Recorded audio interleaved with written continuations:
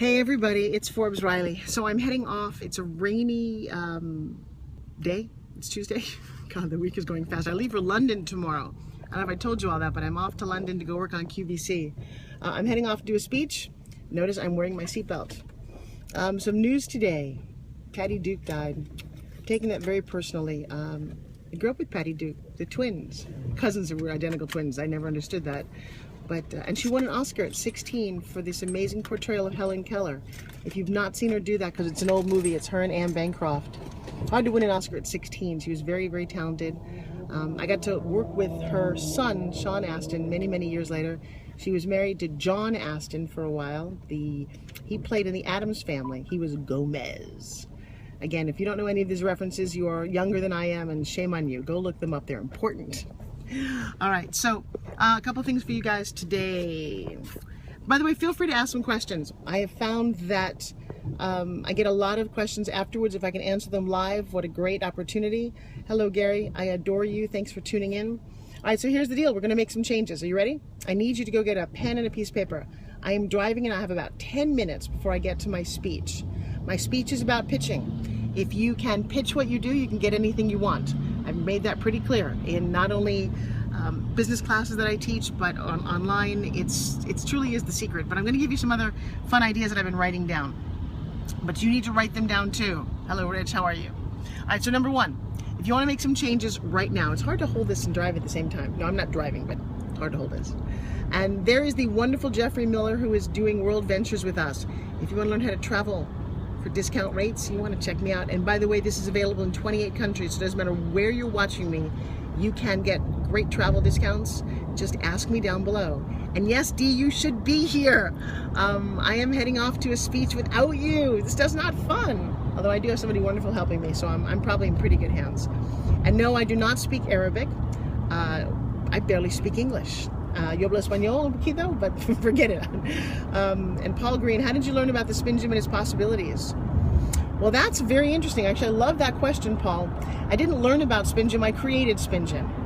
So I am a Broadway dancer. I spent most of my life studying tap, ballet, jazz, acrobatics. I can do all of that.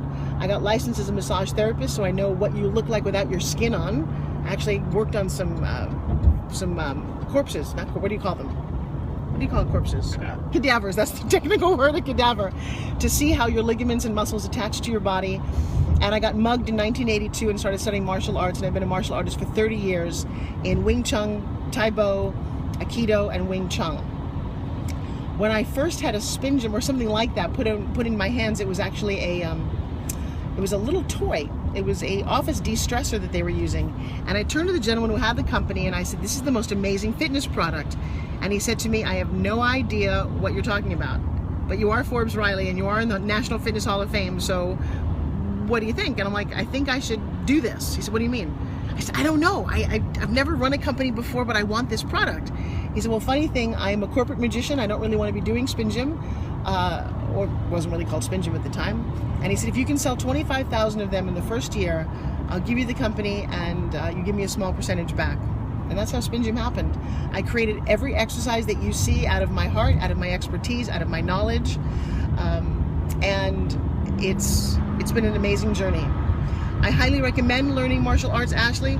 Here's the problem with martial arts. I started studying after I got mugged. Bad idea.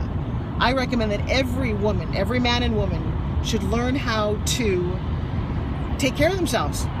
Odds are in this lifetime you will get attacked at some point. My mother in 1975 in a very suburban area got held up at gunpoint by 2 armed gunmen. They took everything in our house. I don't think that we expected that to happen. I got mugged just walking in my car at 11 o'clock at night. You hear this all the time. Go to a self-defense class. At least learn what it means to actually feel like punching somebody. Because I'll tell you what, when I got mugged and everyone said, "Oh, just kick him in the balls." Let me tell you something. He kicked me before I had a chance to do anything, and it hurt so bad. And it was so shocking and painful that it took me 4 years in a dojo to get over that one moment. It didn't last long, but I ended up getting hurt. I don't want anyone to get hurt. So everyone should at least learn how to kick and punch a little bit. I took it to an extreme because that's kind of how I'm wired. And I love martial arts. I love the discipline. I love the exercise. And yes, everybody watching and listening to this, you need to learn how to defend yourself.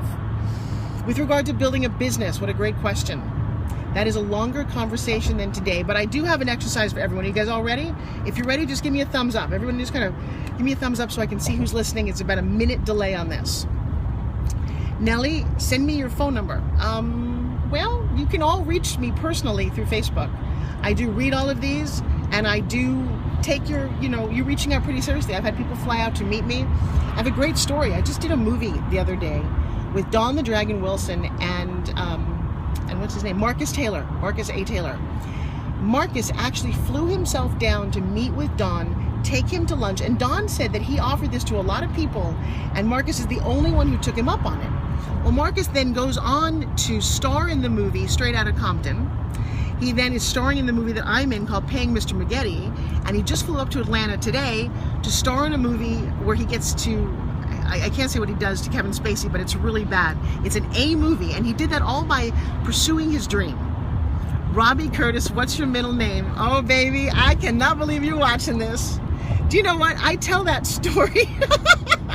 Oh my gosh, my beautiful man, you are embarrassing me, aren't you? All right, you know what? I do have something I want to share with you, or do I tell Robbie's story? All right, I'm going to go for it because, Robbie, I had no idea you're watching this. So, guys, if you look, there's a guy named Robbie Curtis there. Okay, this is a funny story. People always asked me, how do I get my name Forbes Riley? Well, before my name was Forbes, it was always my last name. I had a different first name. Does anybody know what my first name is? Robbie, you can't do this. I am gonna, if you can in the next minute tell me what my first name really was, I will send you something very special. Clock is ticking. Okay, but so here's the story. I'm a very young actress, and I'm in Los Angeles, and on my portfolio, I had FKF, and FKF was for, I just dropped something up. I had a middle name that began with K. Oh, Philip, you win. It is Fran. Well, it's actually Francine. Philip, I have to send you something very special. Philip, pop me your email, and I will get to you. I'm leaving for London tomorrow, but I will pop you something very special, okay? Thank you. And so I'm with this this producer named Robbie Curtis, whose name is right there below. Funny, we're friends. That's 30 some odd years ago, baby. You know what? And so when I finished the audition, now he's going to tell me if I don't get the story right. He said, well, you did a really good job, Kathleen. And I said, I'm thinking, he's kind of weird. My name's not Kathleen, it's Francine. He said, no, I was trying to guess your middle name. Okay, so here's the story. When I was growing up, everyone had cute names like Bobby Joe or Billie Jean or Sue Ann, all these cute middle names. In my culture, my mom gave me her last name as my middle name. And so I was always embarrassed by my middle name. It just was kind of weird, and I didn't like it. And my sister and I have the same middle name. And so I think I said out loud, and please don't quote me on this, I was young and I was brash, and I said, if you can guess my middle name, I'll sleep with you right here on the floor. And let me tell you, if I remember the story correctly, Robbie guessed a whole lot of names that began with K. Oh, I cut out for a minute, I'm back. But I will share with you what my middle name is. Robbie, do you want to tell everybody? So my middle name is Kadish, and I grew up with the name Francine Kadish Forbes. I am no longer embarrassed by Kadish. In fact, I love that it was my mom's last name, and if I think about it too much, I'll start to cry because I miss her very much. And I became amazing friends with that wonderfully crazy producer almost 30 some odd years ago, huh? Wow, I just got very emotional. Silly boy, I can't believe you did that to me. Send me a photo. I haven't seen you or your family in a while, and I miss you guys. Now, I was on a serious path here, and I'm going to continue. There's a lot of traffic because it's raining. I'll take a moment to show you how bad the traffic is where we are. How do I have time to do this? You know what? I love doing this. I love taking these moments to share stories, to bring you guys together. And I am grateful that I've got somebody who's driving me, who's watching the road, and I'm not.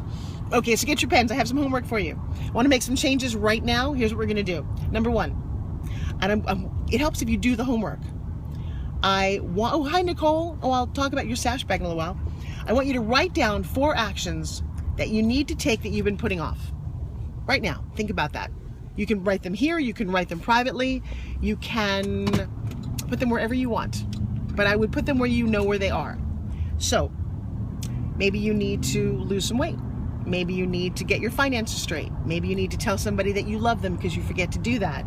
Maybe you need to, I don't know, what else might you need to do? Maybe connect with somebody that you haven't connected with in a long time, like I just did with Robbie Curtis. What have you been putting off that you need to do? What 4 things? So as I'm thinking about it, I have to finish a journal. I've actually sent out something off to the printer and it's been procrastinating for days or weeks. I need to do that. What are a couple things that you need to do? Write down 4 actions you need to take that you, and you know who you are, have been putting off. We all do this. Number 2, under each of these actions, I want you to write down the answer to the following question. Why haven't I taken action? And in the past, what pain have I linked to taking this action? So one of the things that we do in NLP, we don't take an action because there's not enough pain associated. Oh, I'm not going to lose weight, I'll do it tomorrow. But if you have a high school reunion coming up, or you know that you're going to have to take a picture of you, or bathing suit season is coming, all of a sudden you're like, you know what? Maybe I need to really lose that weight. So you need to figure out, why aren't you really doing this? Are you got enough money so you're not really out there looking for a new job even though you wanted to, or you wanted to connect to somebody? All right, here's another terrible story, full of these. You guys know the ESPN X Games? I co-hosted the first 3 years of the X Games on ESPN. Crazy, because I don't know a lot about sports, but I was very blessed. And my co-host was the amazing broadcaster, Stuart Scott. Well, I watched on the ESPYs, and if you ever really want to be inspired, go to YouTube and watch Stuart Scott, ESPYs Cancer. He had cancer at the time, and he got on stage in front of millions of people and told this beautiful, heart-wrenching story. And I thought, man, I need to reach out to him. I hadn't talked to him in years. I actually tried to call him, realized I didn't have the right number. I reached out to our mutual producer, Mr. Rick Paiva, you know who you are, and I just didn't get around to it until that one Sunday in January, I think it was last year, when I read on my Facebook that Stuart Scott died. Why didn't I reach out and talk to him? Because at that moment there wasn't enough pain associated with it. Maybe I didn't think he was going to die. But I'll tell you what, I wish I had taken action on that one. I wish I'd connected with him before it was too late. So think about this. So the next thing is, and there's an awful lot of traffic out here. You okay? Driving good? Okay. So glad I'm not driving. So Mandy writes that she just started to lose a little weight, to eat healthy, to be more positive in life, and not let silly things bother her. Now, Mandy, listen, I'm not talking about your goals. You have to listen very carefully. Goals are one thing, and what you wrote down is not as specific as I want you to write down. 4 actions, 4 specific things that you need to do. To get healthy isn't very specific. To say that you want to lose 5 pounds, that's very specific. To say that you want to drink 8 glasses of water every day, that is very specific. You truly need to be specific. Your goals, because you wrote down here to be more positive in life. What does that mean? No. If you want to be more positive, here's what I'm going to ask you to do. That every day you're going to write down 4 positive affirmations. That's something you can do. Another action might be to turn off the news. Go on an absolute news detox for an entire week. That's something you can do. I'll tell you what, that'll change your life. So number 3, here's what I want you to do here. You've written down your actions. You wrote down why you haven't taken the action, and it's because you haven't associated enough pain with it. Number 3, you're going to write down all the pleasure you've had in the past by indulging in this negative pattern. Oh, yeah. So if weight is one of them, and weight's the easy one, why haven't you lost weight? Well, because eating cake is too much fun, or I like to eat out, or too many people say, I'm a foodie, I can't do that. I'm working with a gentleman, and I'm going to give you a friend of mine's name, a little shout out to Scott Bender.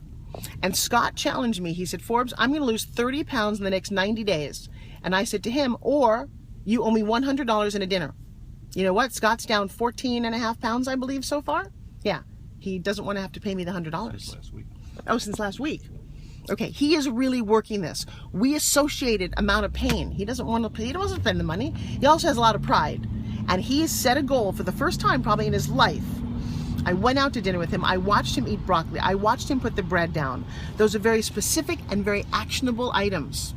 And the last is, and this is, again, you need to be really serious about this, to write down what it will cost you if you don't change now.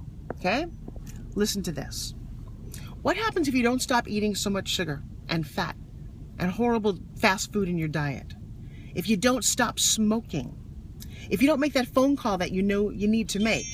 If you don't start consistently working out each day. What's really going to happen to you? You need to be honest with yourself. What's it going to cost you? Not right now, but maybe over the next 2, 3, 4, 5 years. What's it going to cost you emotionally?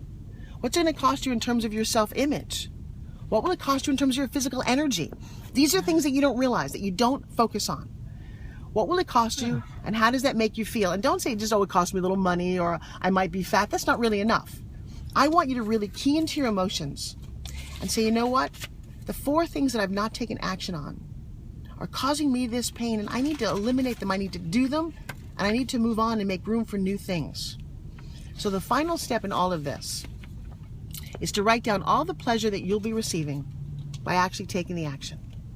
So if you just said, I'd like to lose some weight, and you said, you know what, Forbes, I'm going to do this in a month. I'm going to cut out all the bad sugars and the breads and the things I know aren't good for me. Or maybe I'm going to give up coffee in the morning, and maybe I'll drink that apple cider vinegar you've been talking about and see if that gives me the energy that I need. Maybe I'll finally stop smoking. My parents didn't stop smoking, and they both died at 70. They missed out on my kids' lives. They never saw my kids being born. Why? Because they didn't associate enough pain with smoking. I think if they truly realized that they were going to die and they were going to get to see their grandchildren be born, and they keyed into what that meant, they might have put the pack of cigarettes down. Maybe it would have been hard, but I'll tell you what, you think about the birthdays and the Christmases that they missed because somehow smoking was more important. Oh, I'll quit tomorrow. What happens when there are no more tomorrows? So I don't mean to get morbid on you, but I do know that if you don't emotionally key into this stuff, it doesn't get changed. So I want you to seize the day. I want you to say, today is the day I bumped into Forbes Riley. I am listening to her right now. And Mandy, thank you for acknowledging that it is really powerful advice, because nobody kicks your ass. I know that's kind of tough, but nobody believes in you enough to sit here and go, guess what? You need to do this. It's about time. Otherwise, you just coast along. You know, maybe the IRS calls you and says, yeah, you need to pay your taxes. But aside from that, who cares if you smoke or you drink or you do things to excess or you don't diet? Nobody. I'm going to say I'm going to take a stand for that. And then all the other people, look at all the people commenting down below. There's thousands of people watching this broadcast, listening to you. Make a comment. Say, you know what? These are the 4 things that I need to take action on today. What's the pleasure I'm going to get from really doing them? Wow. Well, you get to message me privately and say, hey, guess what? Because you know I reward people. When you do something wonderful, you send me that before and after photo. You show me that you haven't smoked in a couple of weeks. You show me that you've made more money in your business, and I'm standing right there to invite you to something special. I've got events all over the country. I'll send you a free ticket. I'll spinge in with you on a Skype call personally. I've done some crazy things with people. So, to my dear friend Chuck, who flew all the way out here, see that down below? Chuck is a man who takes action. Chuck's also a man who stood in one of my seminars and let me grill him. And I'll tell you what happened when we did that. Chuck had this huge revelation. He had been working really hard, but it dawned on him when we really talked that he wasn't focusing on his family and his children. And it was one of the most beautiful moments I've ever seen, to see a grown man just melt and have that moment of going, you know, I can do better. So I love you for that. I love you for showing up. He came all the way out here last week from Washington State. He flew across this country to be with me in Orlando, where we got to do a speech. He got to witness all of that. We got to do a fitness convention together. I am very, very proud of Chuck. That is a man who's taking action. He joined World Ventures so that we can travel at a discount. And he is promoting Spin Gym and health and fitness. And I know when I first met him, he didn't smile as much as he does now. I like that. That's kind of fun to share. All right, so I'm actually going off to a live speech. I should be there shortly. And I appreciate you guys tuning in. Share this if somebody else needs to hear this. Those steps to really taking action. So right now, Christy is sitting in a park watching my feed. She looks up and saw 3 other moms listening. We love the message. Thank you so much. I am about making this message as big as I possibly can. See, if you go to Wikipedia and you look up motivational speakers, there are no women's names. And it breaks my heart. There's 2 women that I know who motivate, and they're both spiritual. Marianne Williamson, Joyce Myers. But there's no female Tony Robbins. Why is that? So if I can at least make a little dent in that and make your day. And by the way, I do have a special mom thing that I should do for you guys. I have some crazy theories about raising children, and apparently I did okay with the twins, but they're pretty radical theories. I even got published in Chicken Soup for the Soul. If you guys would like, tomorrow, I'm leaving for London, so maybe about 2 o'clock before my flight leaves, I will do a little How to Parent Tip by Forbes Riley. You're gonna laugh, because the title of that should be called How to Raise Your Children Like Dogs. No leashes. It's about a training technique. Just don't tell the kids. All right, you guys, that's all for now. You know I love you. And if I can sneak you into my speech for a little bit, I will. So stay tuned to your Facebook. Bye-bye.